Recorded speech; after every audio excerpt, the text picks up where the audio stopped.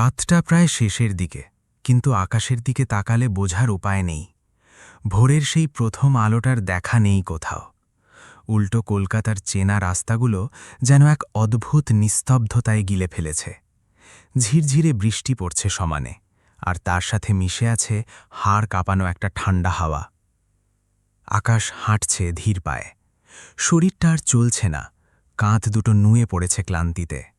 ওর ভেজা জামাটা থেকে কাঁচা আনাজপাতির একটা কড়া কেমন একটা চটচটে গন্ধ বেরোচ্ছে। সারা রাত পাইকারি বাজারে ঘাম ঝরানো খাটুনির ছাপ ওর সারা শরীরে। এত কষ্ট কেন? শুধু ওই মানুষটার জন্য, যাকে সে ভালোবেসে ঘরে এনেছে। তিতি আর ওর পরিবারের বিলাসিতা মেটাতেই তো আকাশের এই হাড় ভাঙা খাটুনি। বাড়ির দরজাটা খুলতেই কোনো কথা নেই, বার্তা নেই, একটা ভেজা নোংরা তোয়ালে সপাটে এসে লাগল আকাশের মুখে। সামনে তাকিয়ে দেখল তিতি দাঁড়িয়ে। ওর চোখ দুটো যেন রাগে জ্বলছে।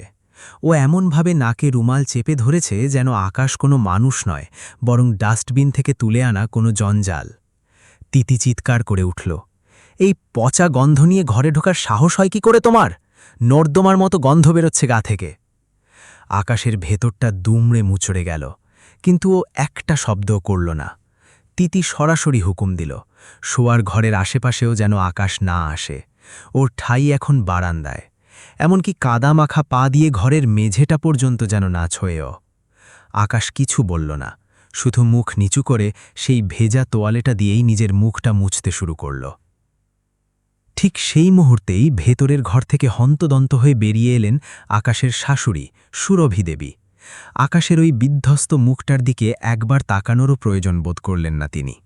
তার পুরো নজর তখন আকাশের হাতের ওই ব্যাগটার দিকে, যেখানে ওর সারা রাতের রক্তজল করা খাটুনির পারিশ্রমিকটুকু রয়েছে।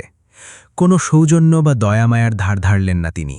চিলের মতো ছো মেরে আকাশের হাত থেকে ব্যাগটা কেড়ে নিলেন। এই মানুষটার কাছে আকাশের অস্তিত্ব স্রেফ একটা টাকা উগড়ে দেওয়ার যন্ত্র ছাড়া আর কিছু নয়। সুরভি দেবী ব্যাগ খুলে দ্রুত হাতে নোটগুলো গণতে শুরু করলেন।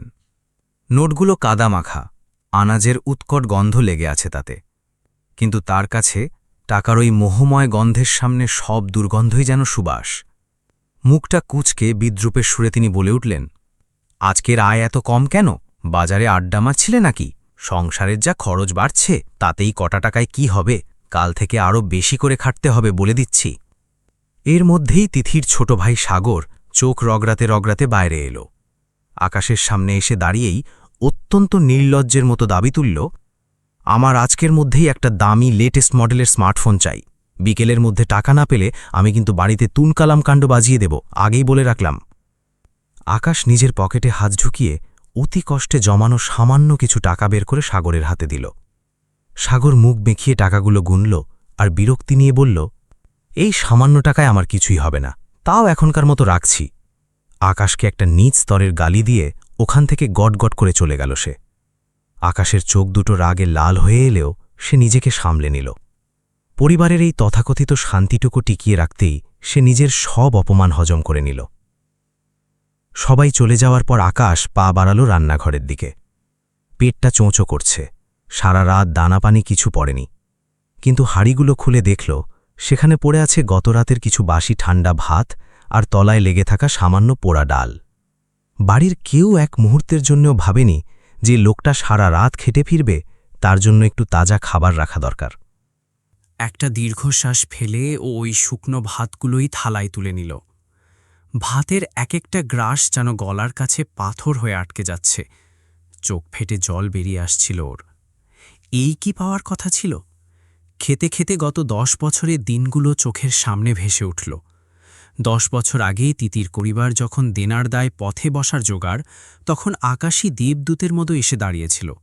বিয়ে করে ওদের সমস্ত ঋণের বোঝা নিজের ঘাড়ে তুলে নিয়েছিল ও।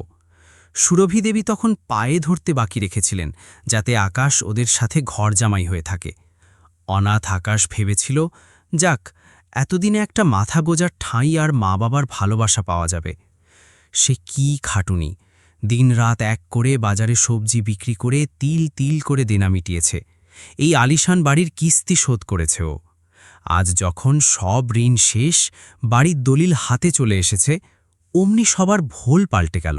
তিতি এখন আর সেই অসহায় মেয়েটা নেই। ও এখন আকাশকে দেখে নাক কুচকায়।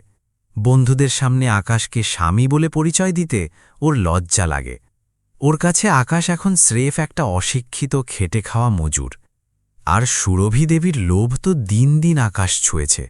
তার কাছে আকাশ বাড়ির কোনো সদস্য নয়, স্রেফ একজন বিনা পয়সার চাকর।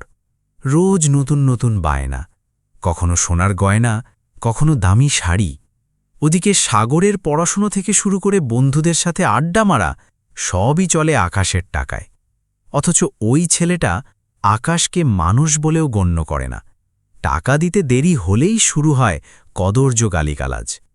আকাশ সব সয়, শুধু একটু শান্তির আশায়।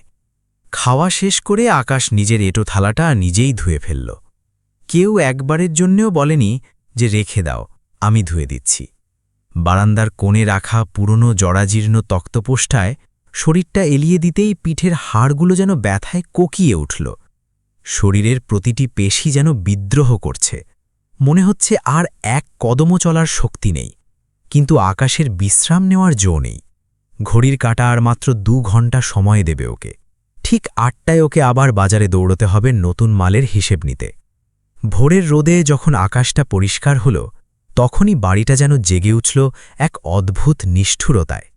তিতি ঘর থেকে বেরোল সেজেগুজে, পরনে দামি সিল্কের শাড়ি।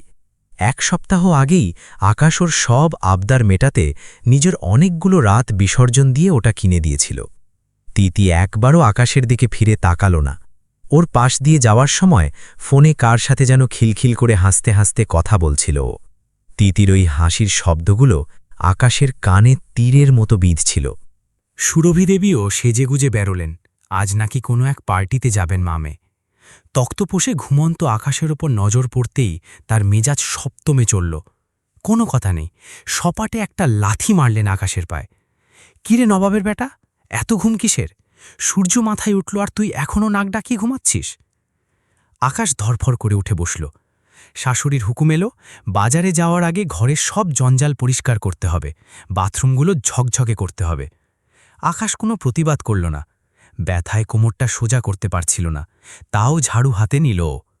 বাথরুম পরিষ্কার করার সময় ওর মাথাটা ঘুরছিল, শরীর কাঁপছিল, কিন্তু ভেতরে একটা অদ্ভুত বোকা আশা কাজ করছিল যে একদিন হয়তো এরা বুঝবে, একদিন হয়তো এরা আমায় নিজের করে নেবে। এর মধ্যেই সাগর ওর চকচকে মোটরসাইকেলটা নিয়ে বের হল। এই বাইকটাও আকাশ ওর গত জন্মদিনের দামি উপহার হিসেবে দিয়েছিল। সাগর বাইক স্টার্ট দিয়ে ইচ্ছে করেই সপাটে একরাশি বিষাক্ত ধোঁয়া আকাশের মুখের উপর ছেড়ে দিয়ে বেরিয়ে গেল। আকাশের কাশি শুরু হয়ে গেল, আর সেই দেখে তিতি আর সুরভি দেবী হো হো করে হাসতে লাগলেন। সব কাজ শেষ করে আকাশ ওর পুরনো তালিমারা জামাটা গায়ে দিল। ভাঙাচড়া সাইকেলটা নিয়ে বের হওয়ার সময়ও ভাবছিল, আজ যদি বাজারে বড় কোনো বরাত পাওয়া যায় তবে কিছু উপরি টাকা আসবে। তিতিকে দিলেও হয়তো খুশি হবে, হয়তো ভালোবেসে দুটো কথা বলবে। এই মিথ্যে মরিচিকার পেছনেই আকাশ গত 10টা বছর ধরে ছুটছে। ও জানত না এই ভালোবাসাই ওর সবচেয়ে বড় দুর্বলতা। সমাজ ওকে ঘর জামাই বলে খোটা দেয়, ভাবেও বউয়ের কামাইয়ে খায়, অথচ পুরো সংসারটা যে ওর রক্তে চলে সে খবর কেউ রাখে না। আকাশও কখনো কাউকে বলতে দেয়নি, নিজের পরিবারের সম্মান ও নিজের জীবনের চেয়েও বড় করে দেখেছে।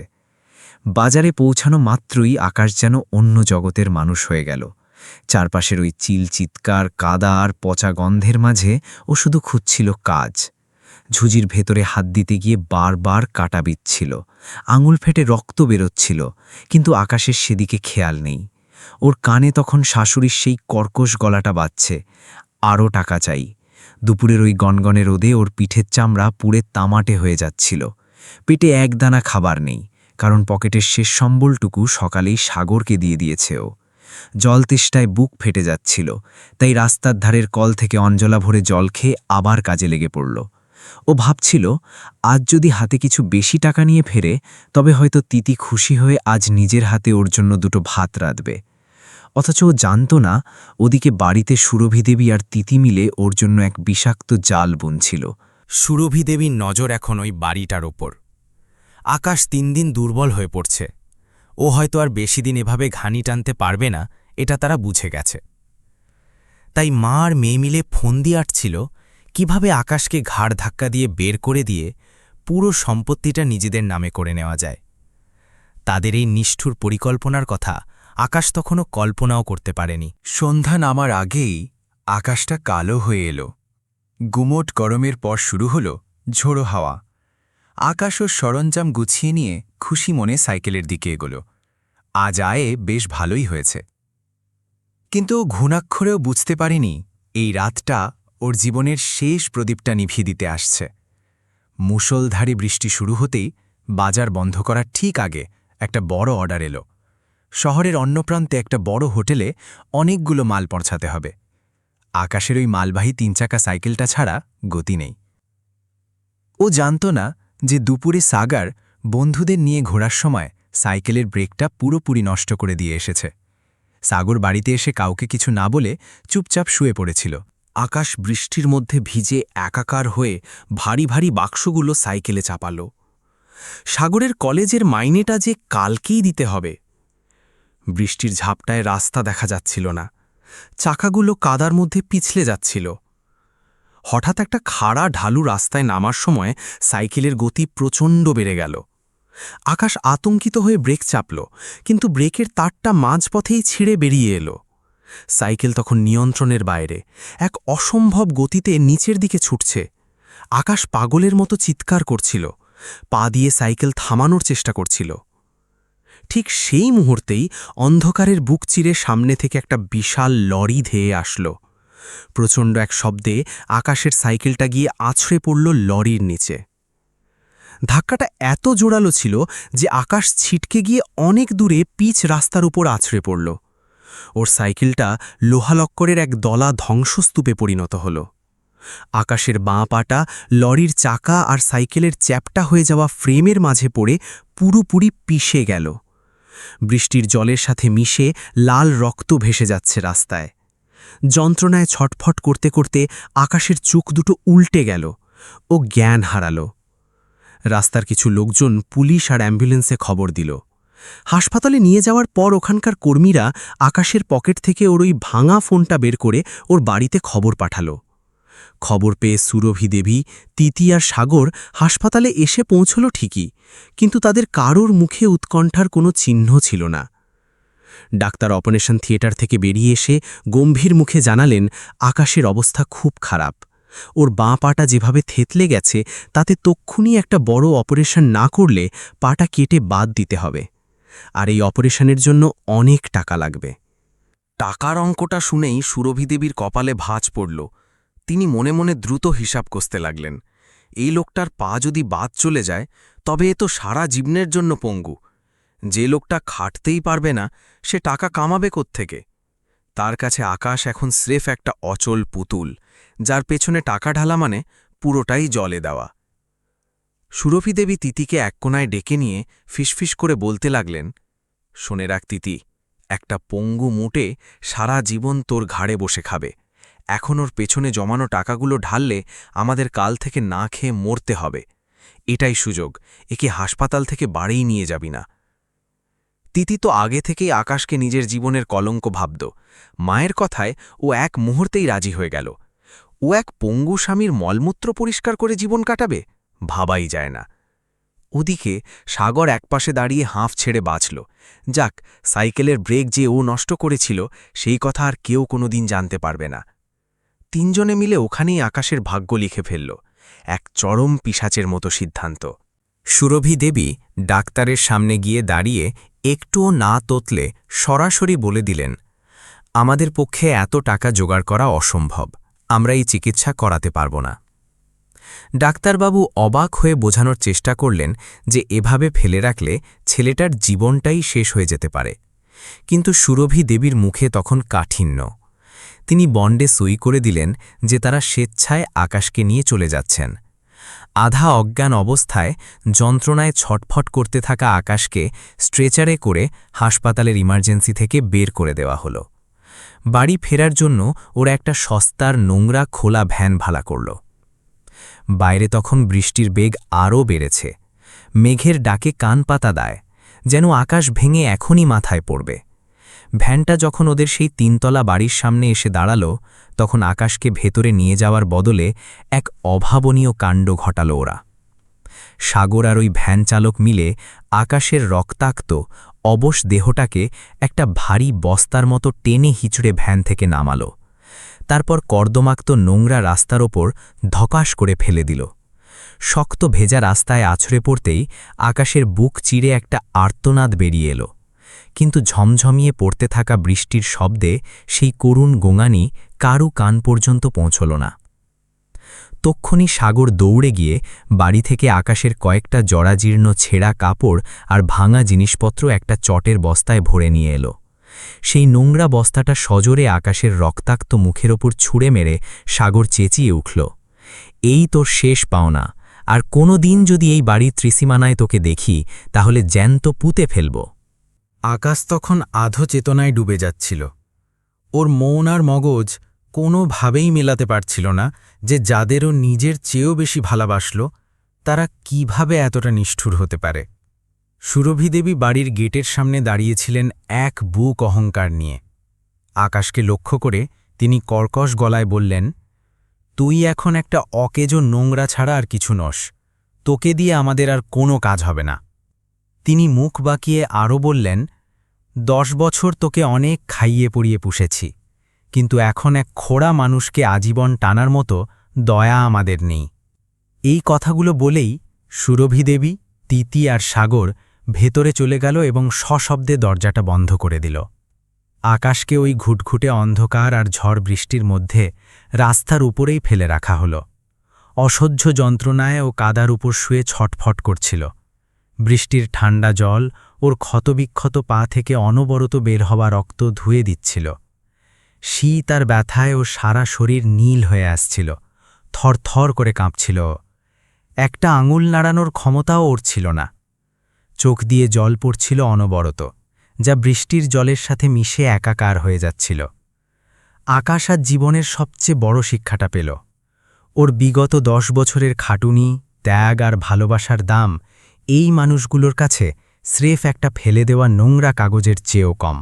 কাদার ওপর পড়ে থাকা অবস্থায় আকাশের ঝাপসা স্মৃতিতে পুরনো দিনগুলো একটা ভাঙা সিনেমার মতো ভেসে উঠতে লাগল। ওর মনে পড়ল সেই রাতটার কথা, যখন তিতির প্রচণ্ড জ্বর। আকাশ তখন নাওয়া খাওয়া ভুলে সারা রাত জেগে ওর কপালে জলপট্টি দিয়েছিল। তিতির দামি ওষুধের টাকা জোগাতে ও নিজের শখের ঘড়িটা পর্যন্ত বিক্রি করে দিয়েছিল। অথচ আজ যখন ও নিজেই জমে মানুষে টানাটানি করছে, তখন সেই তিতি ওকে নর্দমায় ফেলে রেখে নিজের নরম বিছানায় নিশ্চিন্তে ঘুমোতে গেল। এই চরম বিশ্বাসঘাতকতায় আকাশের বুকটা যেন ফেটে আসছিল। ওর সুরভি দেবীর সেই শান্ত মুখটাও মনে পড়ল, যেদিন প্রথমবার উনি আকাশকে ঘরজামাই হওয়ার প্রস্তাব দিয়েছিলেন। কি মিষ্টি ছিল তার গলার স্বর। আকাশকে নিজের পেটের ছেলের মতো সম্মান দিতেন তখন। আকাশ সেই অভিনয়টাকেই সত্যি ভেবে নিজের পুরো জীবনটা ওই পরিবারকে সঁপে দিয়েছিল। ওদের বিলাসিতার জন্য ও নিজের সব স্বাদ আহ্লাদ বিসর্জন দিয়েছে। নিজের এই চরম বোকামির কথা ভেবে এখন নিজের ওপরই ঘৃণা হচ্ছিল আকাশের। আকাশ শেষবারের মতো সাহস সঞ্চয় করে শরীরটা একটু নাড়ানোর চেষ্টা করল। সাথে সাথে পিষে যাওয়া পা থেকে যন্ত্রণার একটা স্রোত সারা শরীরে আছড়ে পড়ল। মনে হলো হাজার হাজার বিষাক্ত কাঁটা একসাথে কেউ পায়ে বিধিয়ে দিচ্ছে। তবুও হাল ছাড়ল না। নিজের 2 কনুয়ের ওপর ভর দিয়ে কাঁদার মধ্যে হামাগুড়ি দিতে শুরু করল। আকাশ বুঝতে পারছিল এই বৃষ্টি আর ঠান্ডার মধ্যে শুয়ে থাকলে ভোর দেখার সৌভাগ্য ওর আর হবে না। ও ইঞ্চি ইঞ্চি করে এগোচ্ছিল, আর ওর শরীর থেকে চুইয়ে পজা রক্তে রাস্তার বুকে এক লম্বা লাল দাগ তৈরি হচ্ছিল। বৃষ্টির প্রতিটি ফোঁটা ওর ক্ষতের ওপর যেন অ্যাসিডের মতো বিঁধছিল। কিন্তু শরীরের এই যন্ত্রণার চেয়েও তিতির দেওয়া বিশ্বাসঘাতকতার ক্ষতটা ওকে অনেক বেশি কুড়ে কুড়ে খাচ্ছিল। আকাশ বারবার নিজেকে একটাই প্রশ্ন করছিল, কি ভুল ও করেছিল? কোন অপরাধের জন্য ওকে এই চরম শাস্তি পেতে হচ্ছে? সাগরের সেই কুৎসিত মুখটা আর চোখের ওই ক্রূর চাউনিটা ওর মনের ভেতর বারবার ভেসে উঠছিল। যে সাগরের পড়াশোনা, দামি জামাকাপড় আর শখের বাইকটার জন্য ও দিনকে রাত করে খেটেছে, সেই সাগরই ওকে একটা মরা কুকুরের মতো টানতে টানতে নর্দমায় ফেলে দিল। কাঁদার ওপর হাতরাতে হাতরাতে আকাশ এখন পরিষ্কার মেলাতে পারছিল দুপুরে সাগর ইচ্ছে করেই সাইকেলের ব্রেকটা নষ্ট করে রেখেছিল। ও পুরোটা জানত। ওরা চেয়েছিল আকাশ যেন কোনো দিন আর ফিরে না আসে। এই সত্যটা যখন ও বুঝতে পারল, ওর বুকের ভেতরটা অপমানের তীব্র আগুনে জ্বলে উঠল। চারপাশে কোনো জনপ্রাণী ছিল না। রাস্তাটা পুরো ফাঁকা। ঠান্ডায় আকাশের ঠোঁট দুটো নীল হয়ে কাঁপছিল। দম নিতে পারছিল না ও। চোখের সামনে সব কিছু কেমন ঘোলাটে হয়ে আসছিল। ও বুঝতে পারছিল সময় ফুরিয়ে এসেছে। ও অন্ধকারের দিকে তাকিয়ে মনে মনে বলল, হয় তুমি আমায় তুলে নাও, আর না হলে এই পিশাচগুলোকে ওদের পাপের শাস্তি দেওয়ার সুযোগ দাও। ঠিক তখনই মাথার উপর এক তীব্র শব্দে বাজ পড়ল। আকাশের মনের শেষ জোরটুকুও ভেঙে গেল। ও আর নিজেকে ধরে রাখতে পারল না। মাথাটা হেলে পড়ল ওই ভেজা কাদার ওপর। চোখের পাতা দুটো ক্রমশ ভারী হয়ে এলো। ঠিক যখনও অন্ধকারের অতল গহ্বরে তলিয়ে যাচ্ছে, অবশ হয়ে যাওয়া চোখের কুন দিয়েও দেখল বহুদূর থেকে একটা গাড়ির হেডলাইটের উজ্জ্বল আলো বৃষ্টি চিরে ওর দিকে এগিয়ে আসছে। কিন্তু হাত তোলার বা ডাকার মতো একটুও শক্তিও ওর ছিল না। ও চোখ দুটো বুজে ফেলল। ও জানত না এই আলো ওর জন্য শেষ বিদায় নাকি নতুন কোনো সকালের শুরু। বৃষ্টির ঝাপটা চিরে দুটো তীব্র আলোর রেখা এসে থমকে দাঁড়ালো কাদার ওপর পড়ে থাকা আকাশের নিস্তেজ শরীরে। গাড়িটা ছিল কলকাতার প্রখ্যাত ক্রিমিনাল লয়ার অনিমেষ সেনগুপ্তের। একটা জটিল মার্ডার কেসের ফাইল দেখতে দেখতে বাড়ি ফিরছিলেন তিনি। অন্ধকারের মধ্যে রাস্তা ঠিকঠাক দেখা যাচ্ছিল না। হঠাৎ চালক সামনের দিকে তাকিয়ে সজোরে ব্রেক কষল। অনিমেষবাবু চশমাটা নাকের ওপর ঠিক করে নিয়ে নিজেই গাড়ির দরজা খুলে নেমে এলেন। বৃষ্টির জলে জুতো প্যান্ট ভিজে একাকার হয়ে যাচ্ছে, কিন্তু সেদিকে তার নজর ছিল না। কাদার মধ্যে পঙ্গু লোকটার দেহটা দেখেই ওর বুকের ভেতরটা কেমন যেন মোচড় দিয়ে উঠল। উনি আর এক মুহূর্ত ভাবলেন না। চালককে ডেকে দুজনে ধরাধরি করে রক্তাক্ত আকাশকে গাড়ির ব্যাক সিটে তুললেন।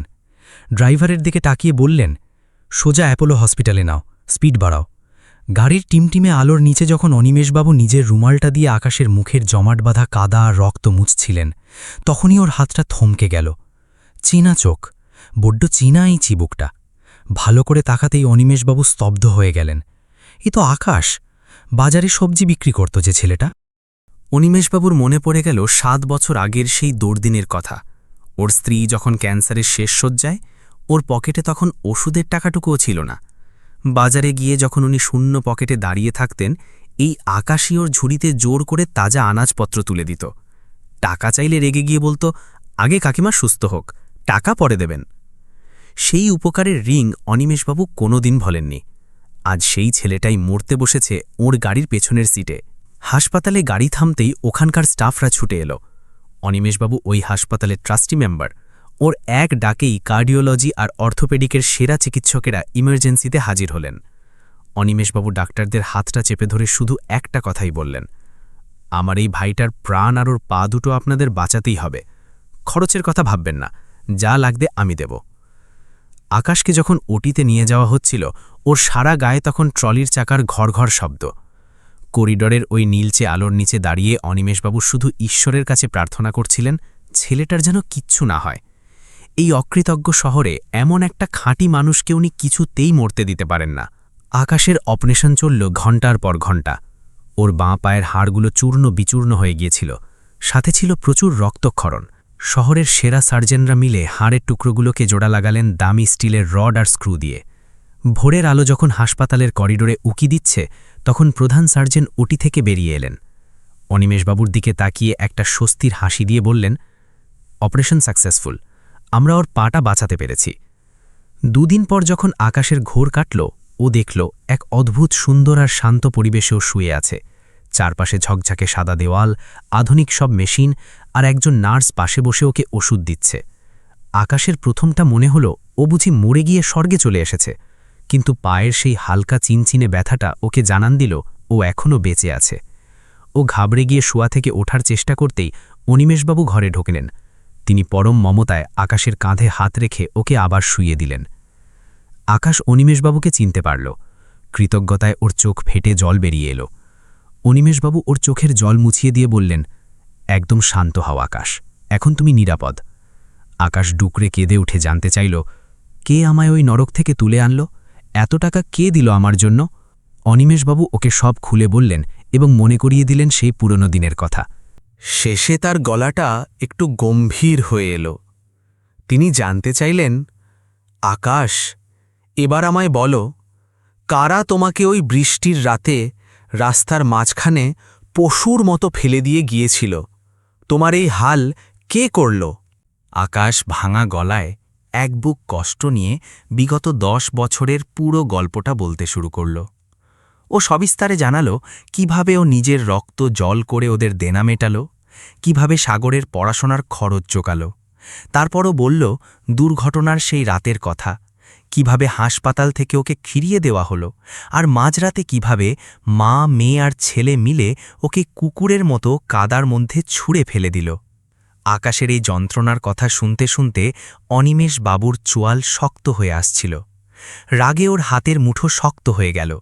তিনি ভাবতেই পারছিলেন না যে রক্তমাংসের মানুষ এতটা অকৃতজ্ঞ আর পিশাচ হতে পারে। অনিমেষবাবু আকাশের হাতটা চেপে ধরে বললেন, আমি তোমাকে কথা দিচ্ছি আকাশ, এই অন্যায়ের বদলা আমি সুদে আসলে নেব। তোমার এই 10 বছরের খাটুনি আর এই অপমানের দাম ওদের দিতেই হবে। আইনের মারপ্যাচ আর চাল চালতে অনিমেষবাবুর জুড়ি মেলা ভার। তিনি আকাশকে সান্ত্বনা দিয়ে বললেন, এখন আর তোমার কাঁদার দিন নেই আকাশ, এবার কান্নার পালা সুরভি দেবী, তিতি আর সাগরের। ওদিকে আকাশের সেই বাড়িতে তখন আনন্দের পরিবেশ। সুরভি দেবী, তিতি আর সাগর স্বস্তির নিঃশ্বাস ফেলছে যে তারা আকাশ নামের ওই আপদ থেকে মুক্তি পেয়েছে। ওরা নিশ্চিত ছিল যে সেই কালবৈশাখী ঝড়ের রাতে আকাশ রাস্তাঘাটে ধুঁকে ধুঁকে মরে গেছে। সুরভি দেবী তো এক কাঠি বাড়িয়ে পাড়ায় মিষ্টি বিলি করে দিলেন। প্রতিবেশীদের কাছে বানিয়ে বানিয়ে বললেন যে আকাশ নাকি রাতের অন্ধকারে আলমারি ভেঙে সব টাকা পয়সা নিয়ে অন্য এক মেয়ের সাথে পালিয়ে গেছে। সুরভি দেবীর আসল নজর এখন ওই বাড়িটার ওপর। বাড়িটা আকাশের নামে হলেও তিনি জাল দলিল বানিয়ে ওটা বিক্রি করার ফন্দি আটতে লাগলেন। সাগরও মনে মনে লাক্সারি গাড়ি কেনা আর বিদেশ ঘোরার স্বপ্ন দেখতে শুরু করল। টাকার লোভে ওরা তখন অন্ধ হয়ে গেছে। সুরভি দেবী যখন বাড়িটা বিক্রি করার জন্য এক প্রপার্টি ডিলারের সাথে কথা বললেন, তখন সে সরাসরি জানিয়ে দিল যে কাগজের আসল মালিক আকাশের সই ছাড়া এই বাড়ি কেনাবেচা করা আইনত অসম্ভব। ডিলার আরও বলল, আকাশ যদি সত্যিই নিখোঁজ হয়ে থাকে তবে থানায় একটা মিসিং ডায়েরি করতে হবে এবং আদালত থেকে প্রমাণ করতে হবে যে ও মৃত বা ফেরারি। এই শুনে সুরভি দেবী কিছুটা দমে গেলেও তার কুটিল মাথায় তখনই নতুন এক ফন্দি খেলে গেল। তিনি সোজা গিয়ে ধরলেন এক অসৎ নীতিহীন উকিলকে, যে টাকার বিনিময়ে যে কোনো ভুয়া মামলা সাজাতে ওস্তাদ ছিল। সেই উকিলের বুদ্ধিতে তিতি আদালতে আকাশের নামে একটা নোংরা আর ডাহা মিথ্যে মামলা ঠকে দিল। তিতি অভিযোগে লিখল, আকাশ নাকি এক মস্ত বড় মাদকাসক্ত আর চরিত্রহীন লোক। ও প্রতিদিন রাতে মদ্যপান অবস্থায় বাড়ি ফিরে তিতিকে নৃশংসভাবে মারধর করত। অভিযোগে আরও বলা হলো যে আকাশের অন্য এক মহিলার সাথে অবৈধ সম্পর্ক রয়েছে এবং সে বাড়ির সব গচ্ছিত টাকা আর গয়না চুরি করে সেই মহিলার সাথে পালিয়ে গেছে।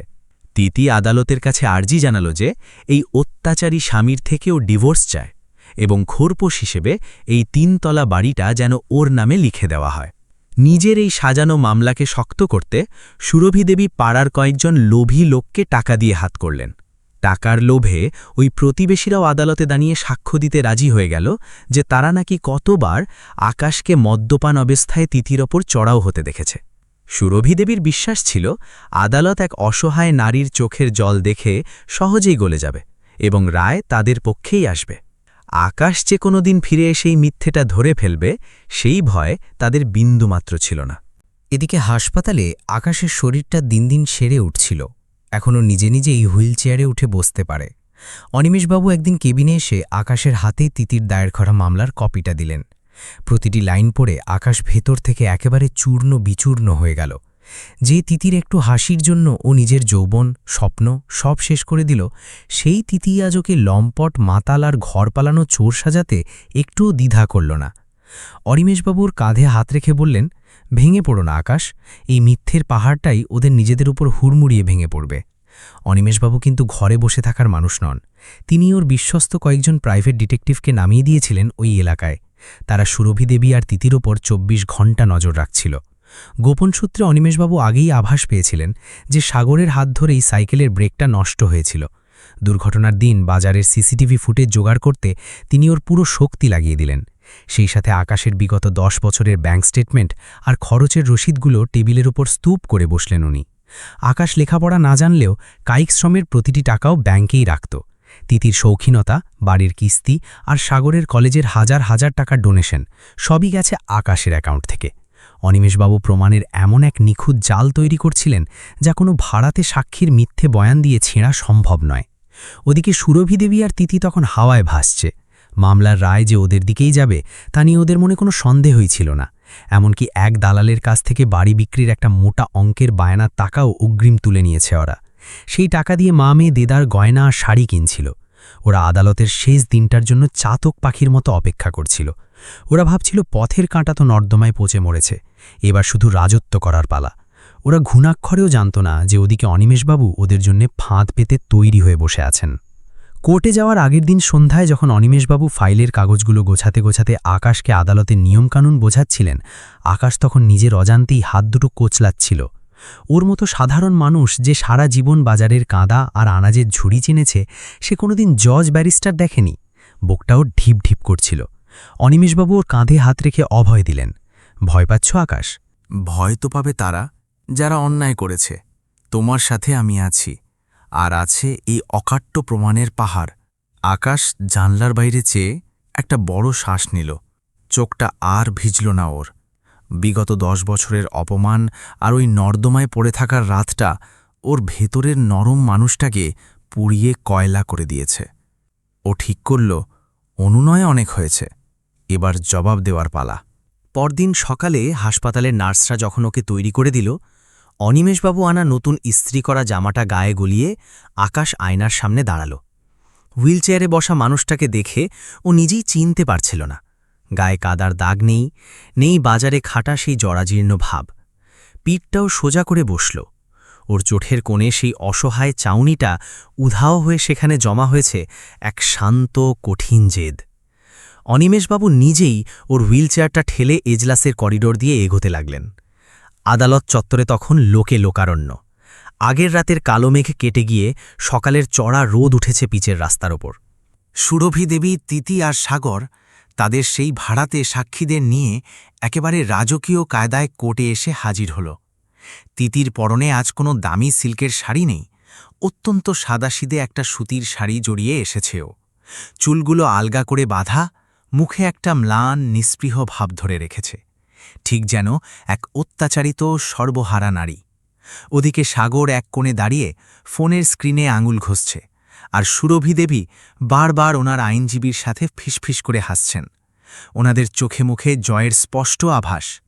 ওনারা ভাবছেন আজ কেবল একটা আইনি ফর্ম্যালিটি শেষ হবে, আর তারপরই আকাশের নাম মুছে ওই 3তলা বাড়িটা পুরোপুরি ওনাদের হাতের মুঠোয় চলে আসবে। ওনারা জানতেন না এজলাসের দরজার ওপাশে ওনাদের জন্য কি অপেক্ষা করে আছে। আদালতের কার্যক্রম শুরু হতেই কাঠগড়া আর এজলাসের ভেতরের গুঞ্জন থিতিয়ে এল। বিচারক মহোদয় নিজের আসনে বসার পর তিতির সেই অসৎ আইনজীবী উঠে দাঁড়াল।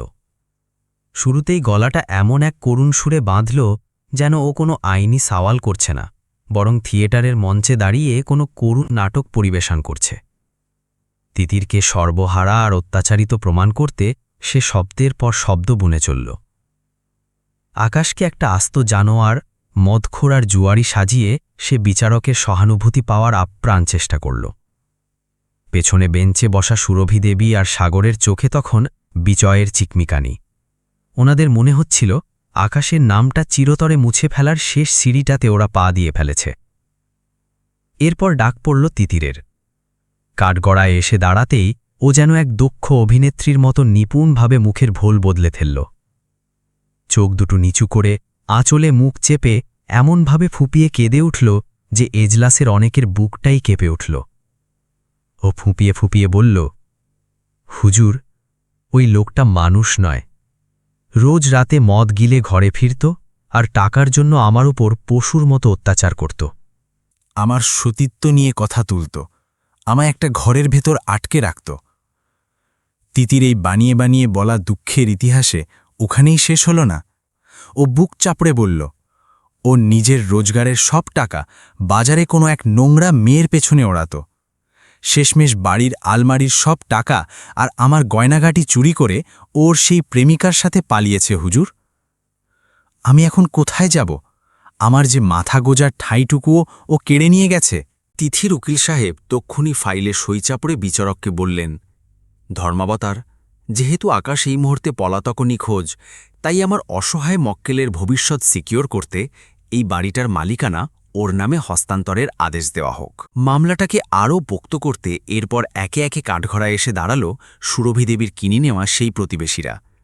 তারা গীতা ছুঁয়ে এমন অবলীলায় মিথ্যেগুলো বলে যেতে লাগল যে শুনলে যে কারোর রক্ত হিম হয়ে যাবে। এক প্রতিবেশী মাথা চুলকে বলল, হ্যাঁ হুজুর, কত রাত আমরা ওই মেয়ের কান্নার আওয়াজ শুনেছি। আকাশটা একটা আস্ত মাতাল ছিল। আমরা কতবার ওরে নর্দমার পাশে ড্রেনে পড়ে থাকতে দেখেছি। টাকার জোরে কেনা এই মিথ্যের জাল তিথির মামলাটাকে একেবারে নিশ্ছিদ্র করে তুলল। তিথির আইনজীবী অত্যন্ত তৃপ্তির হাসি হেসে বললেন, মাইলর্ড, আমার আর কিচ্ছু বলার নেই। সত্য আপনাদের সামনে পরিষ্কার। বিচারক মহোদয় চশমার ওপর দিয়ে একবার তিথির ম্লান মুখের দিকে তাকালেন।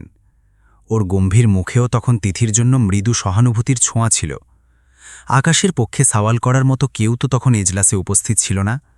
বিচারক নিজের কলমটা হাতে তুলে নিলেন এবং তিথির পক্ষে একতরফা রায় লেখার জন্য খাতাটা টানলেন। সুরভিদেবী আর সাগর তখন বেঞ্চে বসে নিজেদের কনুই দিয়ে একে অপরকে গুঁতো মারছিল। আর মাত্র কয়েকটা মুহূর্ত, তারপরেই কেল্লাফাতে। ওনারা জানতেন না ঠিক এই মুহূর্তেই আদালতের বন্ধ দরজাটা কিভাবে নড়ে উঠতে চলেছে। অনিমেষবাবুর কণ্ঠস্বর যখন আদালতের গম্ভীর নিস্তব্ধতাকে চিরে দিচ্ছিল, তখন সুরভিদেবীর কপাল বেয়ে টপ টপ করে ঘাম ঝরছিল। তিথি নিজের অজান্তেই শাড়ির আঁচলটা মুচড়ে ধরল। এজলাসের বাতাস যেন ভারী হয়ে উঠছিল। অনিমেষবাবু টেবিলের ওপর একটা বড় নীল রঙের ফাইল নামিয়ে রাখলেন। ফাইলে চশমা ঠেকিয়ে বিচারকের দিকে তাকিয়ে শান্ত কিন্তু কঠিন গলায় বললেন, ধর্মাবতার, আমার মক্কেল আকাশ অশিক্ষিত হতে পারে, কিন্তু সে চোর বা লম্পট নয়। গত 10টি বছর ধরে সে এক অকৃতজ্ঞ পিশাচ পরিবারের ঘানি টেনে গেছে। আজ আদালতে দাঁড়িয়ে যে স্ত্রী নিজেকে অসহায় প্রমাণ করতে চোখের জল ফেলছে, সে আসলে এক চরম লোভী আর কুৎসিত হৃদয়ের নারী। অনিমেষবাবু ফাইলে হাত রেখে একটি করে কাগজ বিচারকের সামনে পেশ করতে লাগলেন। যে বাড়িটার মালিকানা সে খোরপশ হিসেবে দাবি করছে, সেই 3তলা বাড়ির প্রতিটি ইটের কিস্তি, তিতির ক্রেডিট কার্ডের শৌখিন বিল, এমনকি ওর ভাইয়ের কলেজের ডোনেশনের টাকাও পরিশোধ করা হয়েছে আকাশের ঘামে ভেজা ব্যাঙ্ক অ্যাকাউন্ট থেকে। তিনি কাগজের ওপর আঙুল বোলাতে বোলাতে আরও গভীরে গেলেন। এই নিন আকাশের বিগত 10 বছরের ব্যাঙ্ক স্টেটমেন্ট। সই করতে না পারলেও ও টিপসই এবং আঙুলের ছাপ দিয়ে প্রতিটি লেনদেনের ডিজিটাল হিসেব এখানে স্পষ্ট আছে। আর এই দেখুন দুর্ঘটনার রাতের সেই হাসপাতালের OTA ডিসচার্জ বন্ড, যেখানে সুরভিদেবী এবং তিথি সই করে লিখে দিয়ে এসেছে যে তারা আকাশের চিকিৎসা করাতে পারবে না এবং স্বেচ্ছায় তাকে হাসপাতাল থেকে নিয়ে যাচ্ছে। তিথি উকিল তখন কাঁপতে কাঁপতে উঠে দাঁড়িয়ে ক্ষীণ গলায় বলল, অবজেকশন ইয়োর অনার, কিন্তু আকাশ তো অন্য মেয়ের সাথে। Objection overruled. বিচারক হাত তুলে তিথির উকিলকে থামিয়ে দিলেন। ওর চোখ তখন ফাইলের কাগজগুলোর ওপর তীব্র ক্ষোভে ঘুরছিল। অনিমেষবাবু একটু হাসলেন, তবে সেই হাসিটা ছিল শিকারীর মতো। তিনি এবার সাগরের দিকে তাকালেন। সাগর তখন ভয়ে কাঠ হয়ে বেঞ্চের কোণে সেদিয়ে গেছে। অনিমেষবাবু পকেট থেকে একটা পেনড্রাইভ বের করে রিডারের দিকে এগিয়ে দিয়ে বললেন, ধর্মাবতার, তিতিদেবী দাবি করেছেন তার স্বামী নাকি পলাতক, অথচ সত্য হল আমার মক্কেলকে চিরতরে সরিয়ে দেওয়ার জন্য ওনারা এক নৃশংস পরিকল্পনা করেছিলেন। দুর্ঘটনার দিন দুপুরে সাগর ইচ্ছে করেই আকাশের সাইকেলের ব্রেক কেটে দিয়েছিল যাতে আকাশ আর ফিরে না আসতে পারে। তিনি আরও কঠোর গলায় যোগ করলেন, এই পেনড্রাইভে সেই বাজারের মোড়ের সিসিটিভি ফুটেজ এবং ফরেন্সিক রিপোর্ট রয়েছে, যা প্রমাণ করে এই অ্যাক্সিডেন্ট কোনো সাধারণ ঘটনা ছিল না, বরং এটি ছিল একটি ঠান্ডা মাথার মার্ডার অ্যাটেম্প্ট। মার্ডার অ্যাটেম্প্ট শব্দটা এজলাসে প্রতিধ্বনিত হতেই সুরভিদেবী চিৎকার করে উঠলেন, সব মিথ্যে, ও সব বানিয়ে বলছে হুজুর, ও আমাদের ফাঁসাতে চায়। বিচারক হাতুড়ি পিটিয়ে গম্ভীর গলায় বললেন, order, order in the court. ওর চোখের তীব্র চাউনি সুরভিদেবীকে এক নিমেষে স্তব্ধ করে দিল। অনিমেষবাবু আকাশের হুইলচেয়ারের পাশে এসে দাঁড়ালেন। আকাশের মুখে তখন কোনো রাগ বা প্রতিশোধের হিংসা ছিল না, ছিল এক চরম নির্লিপ্ততা। গত 10 বছরের যে অন্ধ মোহ ওকে অন্ধ করে রেখেছিল তা আজ পুরোপুরি কেটে গেছে। বিচারক মহোদয় চশমাটা টেবিলের ওপর রাখলেন। ওর মুখের সেই ম্লান সহানুভূতি এখন তিতিদের প্রতি তীব্র ঘৃণায় রূপান্তরিত হয়েছে। তিনি তিথির দিকে চেয়ে বললেন, আপনার এই জঘন্য মিথ্যে মামলার নাটক এখানেই শেষ। আদালতে দাঁড়িয়ে মিথ্যা সাক্ষ্য দেওয়া, জাল আইনি নথি পেশ করা এবং এক মুমূর্ষ মানুষকে হত্যার চেষ্টা করার অপরাধে এই আদালত আপনার ও আপনার পরিবারের বিরুদ্ধে কঠোর ব্যবস্থা নেওয়ার নির্দেশ দিচ্ছে। তিনি ওনার কলমটা তুলে সুরভিদেবী, তিতি এবং সাগরের দিকে কঠোর দৃষ্টিতে তাকালেন। পুলিশকে নির্দেশ দেওয়া হচ্ছে এই এজলাস থেকেই সুরভিদেবী, তিতি এবং সাগরকে অবিলম্বে গ্রেপ্তার করার জন্য। আর এই মামলা এখানেই খারিজ করা হল। বাড়ির সমস্ত মালিকানা আকাশের নামেই থাকবে। বিচারকের শেষ কথাগুলো তিতির কানে পৌঁছাচ্ছিল না। ও যখন দেখল পুলিশ কর্মকর্তারা লাঠি হাতে ওদের দিকে এগিয়ে আসছে, ও হাঁটু গেড়ে ওখানেই বসে পড়ল। সুরভিদেবী পুলিশের জামার হাতা ধরে পাগলের মতো অনুনয় করতে লাগলেন, কিন্তু আইন তখন তার নিজের গতিতে বইতে শুরু করেছে। সাগরকে যখন পুলিশ হাতকড়া পরাচ্ছিল, তখনও করুণ চোখে আকাশের দিকে তাকাল। আকাশ একবারও ওর দিকে চোখ মেলাল না। ও জানলার ওপাশে নীল আকাশটার দিকে তাকিয়ে রইল। আজ এত বছর পর ও মুক্ত। আজ ওর বুকটা হালকা লাগছে। অবশেষে ওর জীবনে সেই দীর্ঘ অন্ধকার ঝড়ের রাতটা কেটে গিয়ে এক নতুন সকালের আলো ওর মুখে এসে পড়েছে। অনিমেষবাবুর শেষ বাক্যটার রেশ যখন আদালতের দেওয়ালে দেওয়ালে ধাক্কা খাচ্ছিল, তখন গোটা ঘরটায় এক থমথমে নীরবতা। সুরভিদেবী আর তিতির মুখের রক্ত যেন এক লহমায় চুষে নিয়েছে কেউ। তিতির উকিল সাহেব বেগতিক দেখে ঝড়ের বেগে উঠে দাঁড়ালেন। গলার রগ ফুলিয়ে বললেন, your honour, I strongly object. এই সস্তা মেলোড্রামার কোনো আইনি ভিত্তি নেই। আকাশ একটা আস্ত ধড়িবাজ লোক। আজও বড় উকিল পেয়ে আদালতের চোখে ধুলো দিতে চাইছে। ওনার কাছে কি এমন কোনো চাক্ষুষ প্রমাণ আছে যে আমার মক্কেলগাঁওকে রাস্তায় ফেলে দিয়ে এসেছে? স্রেফ মুখের কথাই তো আর বিচার হয় না। বেঞ্চে বসা সুরভিদেবীও আর নিজেকে সামলাতে পারলেন না। দাঁড়িয়ে চিৎকার করে উঠলেন, একদম মিথ্যে কথা হুজুর! এই রাস্তার ছেলেটা ডাহা মিথ্যে কথা বলছে। ও একটা আস্ত জানোয়ার। সুরভিদেবী মনে মনে তখন ওর জমানো টাকার জোর খুঁজছেন। ওনার ধারণা আকাশ তো ক অক্ষর গোমাংস, ও আর আইনের প্যাচ কি বুঝবে। তিনি তিতির হাতটা খামচে ধরে ফিসফিস করে বললেন, কাঁধ তিতি, জাজের সামনে ভেঙে পড়। তিতিও অমনি হাতের উল্টো পিঠ দিয়ে চোখ মুছতে মুছতে ধরা গলায় বলল, হুজুর, ও নিজেই নিজের হাত পা ভেঙে আমাদের ঘাড়ে দোষ চাপাচ্ছে। সারা জীবন ওর মার খেলাম, আর আজও আমার মাথা গোজার ঠাঁইটুকুও কেড়ে নিতে চাইছে। আপনি দয়া করে এই প্রভাবশালী উকিলবাবুর কথায় আমাদের মতো অসহায় মেয়েদের ওপর অন্যায় করবেন না। তিতির ওই মুখের অভিনয় দেখে আকাশের পায়ের নখ থেকে মাথা পর্যন্ত রাগে রিরি করে উঠল। যে মেয়েটাকে ও বুকের পাঁজরের মতো আগলে রেখেছিল, সে জজ সাহেবের সামনে দাঁড়িয়ে এতটা নিচে নামতে পারল। অনিমেষবাবু কিন্তু ওর মুখের সেই হিমশীতল হাসিটা ধরে রাখলেন। তিতির উকিলের দিকে তাকিয়ে ধীরস্থির গলায় বললেন, মিনিট 15 হলো অভিনয় দেখে মনে হচ্ছে আপনাদের অস্কার দেওয়া উচিত, কিন্তু দুঃখের বিষয়, কোর্ট চলে কাগজের প্রমাণে, মুখের কথায় নয়। তিনি বিচারকের দিকে ঘুরে দাঁড়ালেন। ধর্মাবর্তা, এতক্ষণ ধরেই মা মেয়ে মিলে যে কান্নার বন্যা বইয়ে দিল, তার প্রতিটি ফোঁটা যে মিথ্যে তা প্রমাণ করার মতো সব নথি আমার টেবিলে রাখা আছে। এই কুৎসিত মানুষগুলোর আসল মুখোশটা টেনে খুলতে এসেছি। বিচারক মহোদয় হাতুড়িটা টেবিলে হালকা টোকা দিলেন। তিতির উকিলকে ইশারায় বসিয়ে দিয়ে তিনি অনিমেষবাবুর দিকে তাকালেন। ওর মুখে তখন একজন অভিজ্ঞ জজের কঠোর গাম্ভীর্য। তিনি বললেন, মিস্টার সেনগুপ্ত, আপনার কাছে কি প্রমাণ আছে দেখান। অনিমেষবাবু যখন ওর ফাইল থেকে কয়েকটা কাগজ বের করে বিচারকের টেবিলের ওপর রাখলেন, এজলাসের ভেতরে তাপমাত্রা যেন এক ধাক্কায় কয়েক ডিগ্রি নেমে গেল। সুরভিদেবী আর সাগরের বুকের ভেতর তখন কামারের দোকানের মতো হাতুড়ি পিচ্ছে। সাগর কপালে জমা ঘামটা মুছতে মুছতে ভাবছিল, সবই তো ও নিখুঁতভাবে করেছিল, তবে কি কোনো ফাঁক থেকে গেল? অনিমেষবাবু প্রথমে ওই প্রতিবেশীদের দিকে ফিরলেন, যারা একটু আগে গীতা ছুঁয়ে আকাশকে মাতাল আর চরিত্রহীন বলে গালি দিচ্ছিল। তিনি ঠান্ডা গলায় বললেন, ধর্মাবধর, এই মানুষগুলো যা বলেছে তা ওদের বিবেক নয়, সুরভি দেবীর দেওয়া টাকার বান্ডিল বলেছে। তাক্ষুনি তিতির উকিল চিৎকার করে উঠলেন, অবজেকশন, এটা স্রেফ অনুমানের কথা। অনিমেষবাবু বিন্দুমাত্র বিচলিত না হয়ে ওনার সহকারীকে একটা পেন ড্রাইভ দিতে বললেন। কয়েক সেকেন্ডের মধ্যে আদালতের স্পিকারে একটা অডিও রেকর্ডিং বেজে উঠল। শোনো, কোর্টে গিয়ে বলবে আকাশ রোজ মদ খেয়ে তিতিতা মারত। ঠিকঠাক বলতে পারলে আরও ৫,০০০ করে পকেটসস্থ হবে। রেকর্ডিংটা শেষ হতেই আদালত কক্ষে যেন বোমা ফাটল। ওই ভাড়াটে সাক্ষীগুলোর মুখ ফ্যাকাশে হয়ে গেল। বিচারক মহোদয় রাগী নীল হয়ে চশমাটা টেবিলের ওপর সজোরে রাখলেন। ওর একটা ইশারায় পুলিশ এসে ওই মিথ্যে সাক্ষীদের ঘাড় ধরে কাঠগড়া থেকে নামিয়ে হেফাজতে নিয়ে নিল। সুরভি দেবীর প্রথম চালটা ওখানেই ধুলোয় মিশে গেল। তিনি এখন আক্ষরিক অর্থেই কাঁপছেন।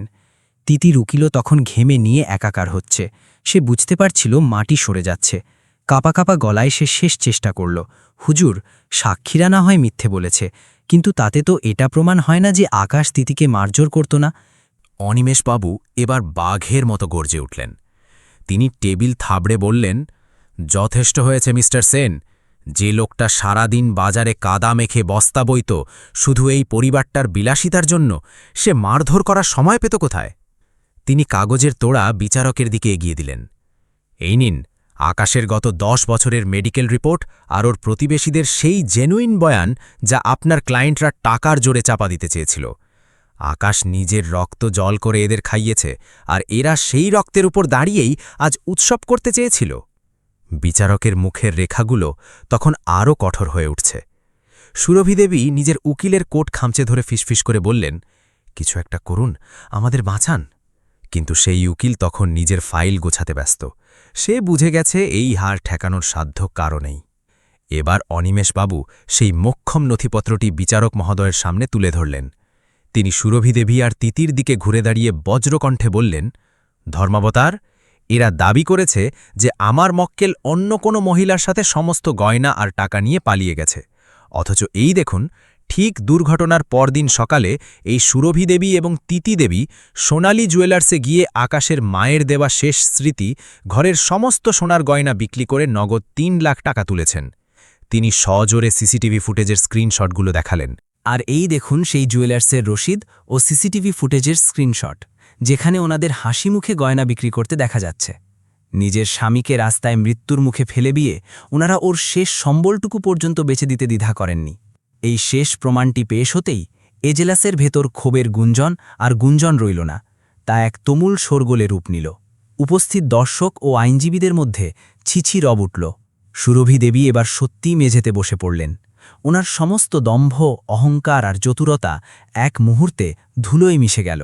তিতি ২ হাতে মুখ ঢেকে ফুপিয়ে কাঁদতে লাগল। তবে এবারের কান্না কোনো অভিনয়ের ছিল না। এ ছিল নিজের অবধারিত ধ্বংস দেখতে পাওয়ার চরম আতঙ্ক। বিচারক মহোদয় অত্যন্ত গম্ভীর মুখে ওর চশমাটা টেবিলের উপর রাখলেন। ওর চোখের মণি দুটো রাগে জ্বলছিল। তিনি হাতুড়িটা সজোরে টেবিলে আঘাত করে এজলাস শান্ত করলেন। ঠক ঠক ঠক। তারপর অত্যন্ত কঠোর ও গম্ভীর কণ্ঠে ওর ঐতিহাসিক রায় ঘোষণা করতে শুরু করলেন। এই আদালত সমস্ত প্রমাণ, অডিও রেকর্ডিং, সিসিটিভি ফুটেজ এবং ব্যাংক স্টেটমেন্ট গভীরভাবে পর্যবেক্ষণ করার পর এই সিদ্ধান্তে উপনীত হয়েছে যে বাদী তিতি দেবী এবং তার পরিবার শুধু যে আদালতে দাঁড়িয়ে মিথ্যা সাক্ষ্য ও জাল নথি পেশ করেছেন তাই নয়, বরং এক নিরীহ ও কর্মঠ মানুষকে ঠান্ডা মাথায় হত্যার চেষ্টা করেছেন। বিচারক মহোদয় ওর কলমটি তুলে নিয়ে কঠোর নির্দেশ দিলেন। ১. তিতিদেবীর দায়ের করা বিবাহবিচ্ছেদ ও খোরপোশের এই ভিত্তিহীন মামলাটি অবিলম্বে খারিজ করা হল। ২. এই বসতবাড়ির সম্পূর্ণ মালিকানা আকাশের নামেই বহাল থাকবে।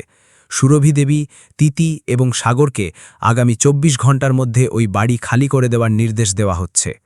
৩. আদালতে মিথ্যা সাক্ষ্য ও জালিয়াতি করার অপরাধে তিতিকে গ্রেপ্তার করার নির্দেশ দেওয়া হচ্ছে। ৪. সুপরিকল্পিতভাবে হত্যার চেষ্টা করার অভিযোগে সাগরের বিরুদ্ধে ৩০৭ ধারায় মামলা রুজু করে তাকে তৎক্ষণাৎ গ্রেপ্তার করা হোক। বিচারকের রায় শেষ হতে না হতেই এজলাসে পুলিশ কর্মকর্তারা হন্তদন্ত হয়ে ভেতরে ঢুকলেন। সাগর তখন কাঁপতে কাঁপতে মেঝেতে শুয়ে পড়ার দশা। পুলিশ ওর দুটো হাত পেছনে মুচড়ে ধরে ঠাস করে হাতকড়া পরিয়ে দিল। সুরভিদেবী পুলিশের পা জড়িয়ে ধরে পাগলের মতো কান্নাকাটি করতে লাগলেন। আমাদের ক্ষমা করে দিন হুজুর, আমরা ভুল করেছি। কিন্তু আইনের লোহার হাত তখন ওনাদের শক্ত করে চেপে ধরেছে। তিতিকে যখন মহিলা পুলিশ টানতে টানতে নিয়ে যাচ্ছিল, ও শেষবারের মতো হুইলচেয়ারে বসা আকাশের দিকে তাকাল। ও আশা করেছিল আকাশের চোখে হয়তো কিছুটা করুণা দেখতে পাবে। কিন্তু আকাশের চোখে আজ কোনো অশ্রু ছিল না, কোনো মায়াও ছিল না। ও শান্ত জলদগম্ভীর চোখে নিজের 10 বছরের ভালোবাসার অপমৃত্যু আর পাপের অবধারিত শাস্তি প্রত্যক্ষ করছিল। পুলিশ যখন ওই 3 জনকে টেনে হিঁচড়ে আদালতের বাইরে নিয়ে গেল, এজলাস জুড়ে তখন এক অদ্ভুত স্বস্তির নিস্তব্ধতা নেমে এল।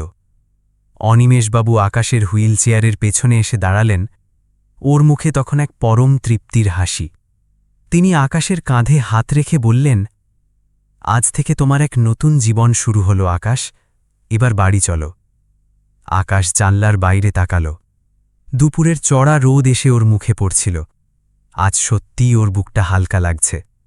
যে মিথ্যের তাসের ঘরেও এতদিন বন্দী ছিল, আজ তা ভেঙে চুরমার হয়ে গেছে।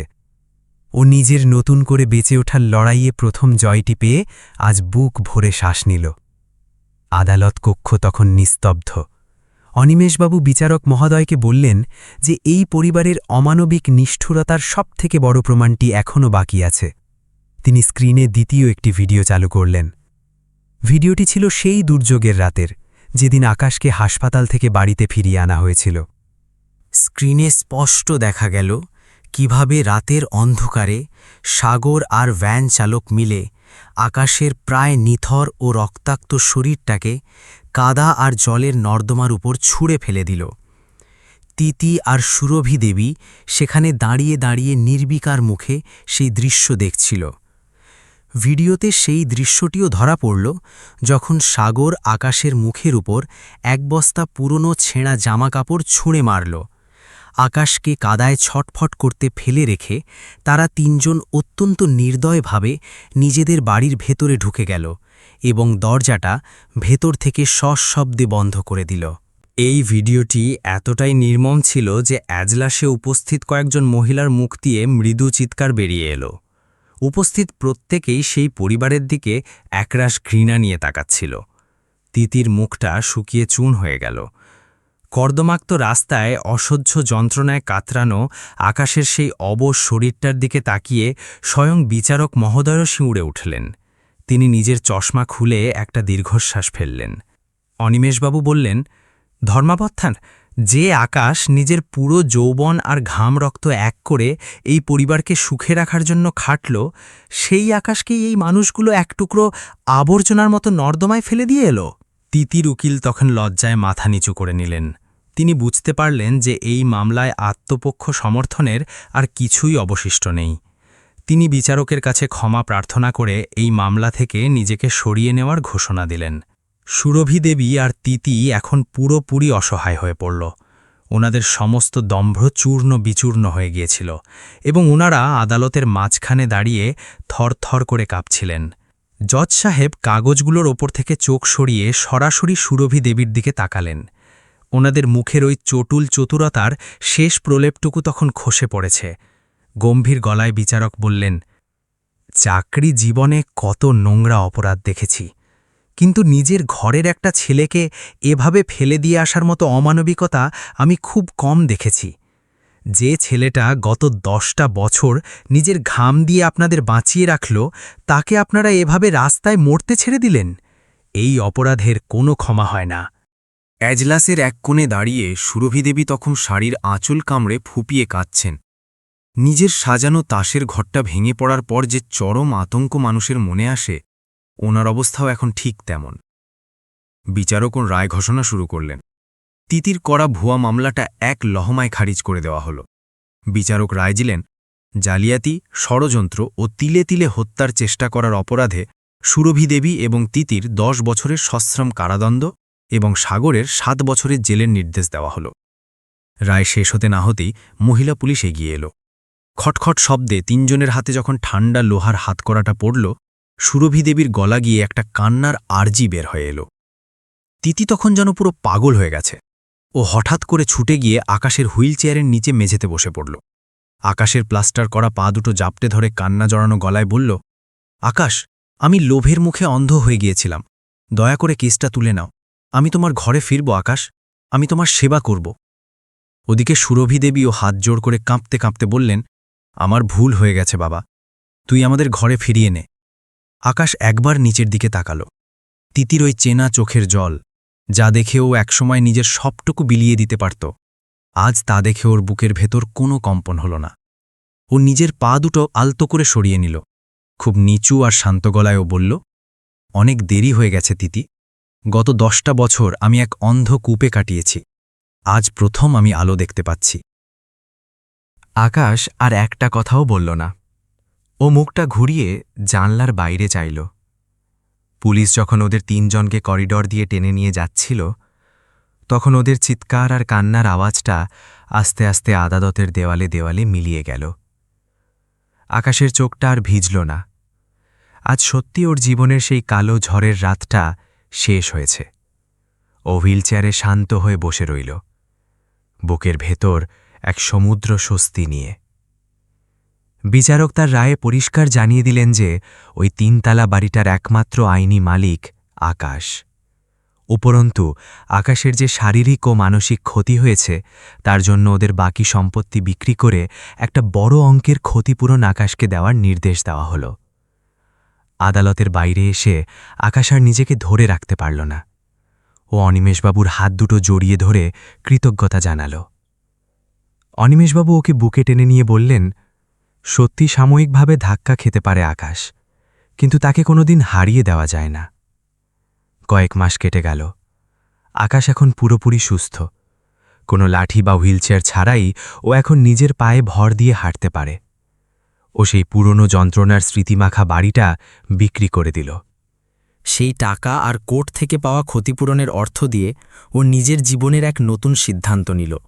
বাজারে সবজি বিক্রির সেই ছোট ব্যবসাটা ছেড়ে ও একটা বড় সি ফুড ডিস্ট্রিবিউশন কোম্পানি তৈরি করল। এখন ওর অধীনে বেশ কয়েকটা গাড়ি ও লরি চলে, যা কলকাতার বড় বড় নামী হোটেল আর রেস্তোরাঁয় সামুদ্রিক মাছ ও খাবার পৌঁছে দেয়। আকাশ আজ আর সেই অসহায় মোটে নয়। সে আজ নিজের ভাগ্যের একচ্ছত্র মালিক। নিজের সততা আর পরিশ্রমের জোরে আকাশের ব্যবসা দ্রুত বড় হতে লাগল। ও আর সেই অবহেলিত সবজিওয়ালা ছিল না। ও এখন শহরের এক সফল ব্যবসায়ী। তবে সফল হয়েও আকাশ ওর অতীত ভোলেনি। ও নিজের কোম্পানিতে কাজ দেওয়ার জন্য সমাজের সেই অভাবী আর অবহেলিত মানুষদেরই বেছে নেয়, যাদের পাশে দাঁড়ানোর কেউ নেই। ও ওর কর্মচারীদের ঘরের মানুষের মতো আগলে রাখে, যাতে আর কোনো মানুষকে সেই অসম্মান বা একাকিত্বের মধ্যে দিয়ে যেতে না হয়, যা ও নিজে গত 10টা বছর সহ্য করেছে। আকাশের এই নতুন জীবনটা এখন অনেকের কাছেই একটা ভরসার নাম। ও মনে মনে একটা জিনিস খুব ভালো করে বুঝেছিল, নিজের আত্মসম্মানটুকু হারিয়ে ফেললে অন্য কেউ আর সম্মান দেবে না। যে মানুষগুলো ভালোবাসার মর্যাদা বোঝে না, তাদের জন্য নিজের সবটুকু উজাড় করে দেওয়াটা স্রেফ বোকামি ছাড়া আর কিছু নয়। আজ আকাশের যেমন পসার বেড়েছে, তেমনি ব্যবসায়ী মহলে ওর সততার এক আলাদা সুনাম তৈরি হয়েছে। তবে ও নিজের অতীতকে ভুলে যায়নি। প্রতি রোববার নিয়ম করে ও অনাথ আশ্রমের বাচ্চাদের জন্য নিজের হাতে মিষ্টি আর খেলনা নিয়ে পৌঁছে যায়। বাচ্চাদের কোলাহলের মাঝেও যখন বসে থাকে, তখন ওর মুখে একটা অদ্ভুত শান্ত ও তৃপ্তির হাসি ফুটে ওঠে। এই হাসিটার জন্য ও বিগত 10টা বছর অপেক্ষা করেছিল। অন্যদিকে আলিপুরের সেন্ট্রাল জেলের স্যাঁতসেঁতে 4 দেওয়ালের মধ্যে সুরভি দেবী তিতি আর সাগরের দিনগুলো কাটছিল এক চরম নরক যন্ত্রণার মতো। জেলের কড়া নিয়ম অনুযায়ী এখন ওদের নিজেদের কাজ নিজেদেরই করতে হয়। তিতিকে দেওয়া হয়েছে জেলের নোংরা ব্যারাক আর বাসন মাজার কাজ। যে তিতি একসময় আকাশের গায়ের ঘামের গন্ধে রাতে ঘরের জানলা খুলে দিত, আজ তাকেই জেলের ভ্যাপসা আর স্যাঁতসেঁতে মেঝেতে শুয়ে রাত কাটাতে হচ্ছে। ওদের কোনো আবদার মেটানোর জন্য আজ আর কোনো আকাশ নামের বোকা ছেলেটা দাঁড়িয়ে নেই। সাগরের টকবগে যৌবনটা এখন জেলের লোহার শিকের ওপাশে ঘাম ঝরাতে ঝরাতেই শেষ হচ্ছে। সারাদিনের খাটুনি আর জেলের সস্তা খাবারের পর ও যখন ব্যারাকে ফেরে, রাগে হতাশায় ও নিজের মা আর বোনের দিকে চিৎকার করে ওঠে। ও চেঁচিয়ে বলে, তোমাদের ওই খাই খাই স্বভাব আর লোভের জন্য আজ আমার জীবনটাই নর্দমায় শেষ হয়ে গেল। সুরভি দেবীও কোনো জবাব দিতে পারেন না। ওনার অহংকার এখন ধুলোয় মিশে গেছে। ওদের নিজেদের পাপের চাকা ঘুরতে ঘুরতে ওদের ঠিক ওখানেই এনে দাঁড় করিয়েছে, যেখান থেকে ওরা একদিন আকাশকে ধাক্কা দিয়ে ফেলে দিয়েছিল। আকাশ মাঝে মধ্যে নিজের দামি এসইউভি গাড়িটা নিয়ে ইচ্ছা করেই ওই পুরনো রাস্তাটা দিয়ে ড্রাইভ করে যেত। পিচের মসৃণ রাস্তায় একপাশে যেখানে এখন নতুন ল্যাম্পপোস্ট বসেছে, ঠিক ওখানেই এক ঝড়ের রাতে ওকে কাদার মধ্যে ছুঁড়ে ফেলে দেওয়া হয়েছিল। আজ আর ওই চেনা জায়গাটার দিকে তাকালে আকাশের বুকটা যন্ত্রণায় ভারী হয়ে ওঠে না, বরং ও হালকা হাসে। ওর এখন মনে হয় ওই অন্ধকার রাতটা যদি ওর জীবনে না আসত, তবে হয়তো ও নিজের ভেতরের জেদটাকে কোনোদিন চিনতেই পারত না। ওই মানুষগুলো যদি ওকে কুকুরের মতো ঘর থেকে বের করে না দিত, তবে হয়তো আজও ও ওদের পায়ের কাছে পড়ে থাকত, একটা মেরুদণ্ডহীন মানুষের মতো দিনকে রাত করে খাটত আর বিনিময়ে পেত শুধু লাঞ্ছনা। নিয়তি আসলে ওকে শাস্তি দেয়নি, বরং একটা ধাক্কা দিয়ে ওর বন্দিদশা থেকে মুক্ত করে দিয়েছিল। প্রকৃতির এক অদ্ভুত নিয়ম আছে, যারা অন্যায় করে তাদের হিসাবটা কোনো না কোনোভাবে এই জীবনের খাতাই ছুকিয়ে দিতে হয়। তিতিদের পরিণতি সেটাই প্রমাণ করে দিল। আকাশ গাড়ির গিয়ারটা বদলে স্পিড বাড়াল। সামনের মেন স্ক্রিন ছিঁড়ে বিকেলের শেষ নরম আলোটা ওর মুখে এসে পড়ছে। অতীতের সেই ছেঁড়া যন্ত্রণার দিনগুলোকে ও বহু দূর পেছনে ফেলে এসেছে। ওর সামনে এখন এক নতুন দিগন্ত, যেখানে কোনো মেকি সম্পর্কের খাঁচায় ও বন্দী নয়, যেখানে আছে শুধু নিজের ক্ষমতায় আকাশ ছোঁয়ার এক অদ্ভুত স্বাধীনতা। আকাশের এই সিদ্ধান্ত নিয়ে আপনাদের মতামত কি? ও কি ওদের জেলে পাঠিয়ে নিজের আত্মসম্মান আর ন্যায়বিচার ছিনিয়ে নিয়ে সঠিক কাজ করেছে, নাকি ওর মনটা আরও একটু বড় করে ওদের শুধরে যাওয়ার একটা শেষ সুযোগ দেওয়া উচিত ছিল? আপনাদের মনের কথা আর মূল্যবান মতামত নিচে কমেন্ট বক্সে অবশ্যই লিখে জানাবেন। আমরা আপনাদের প্রত্যেকের মন্তব্য খুব আগ্রহ নিয়ে পড়ি। যদি আকাশের এই ঘুরে দাঁড়ানোর ও লড়াইয়ের অনুপ্রেরণামূলক কাহিনীটি আপনাদের মন ছুঁয়ে থাকে, তবে ভিডিওটিতে একটি লাইক দিতে ভুলবেন না। আর এমন সব অসাধারণ ও শিক্ষণীয় জীবনের গল্প নিয়মিত শুনতে আমাদের চ্যানেলটিকে এক্ষুনি সাবস্ক্রাইব করে রাখুন। আকাশের জীবনের এই চড়াই উতরাই আর ঘুরে দাঁড়ানোর গল্পটি শেষ পর্যন্ত আমাদের সাথে থেকে শোনার জন্য আপনাদের জানাই অনেক অনেক ধন্যবাদ, ভালোবাসা ও কৃতজ্ঞতা। সবাই ভালো থাকবেন, সুস্থ থাকবেন।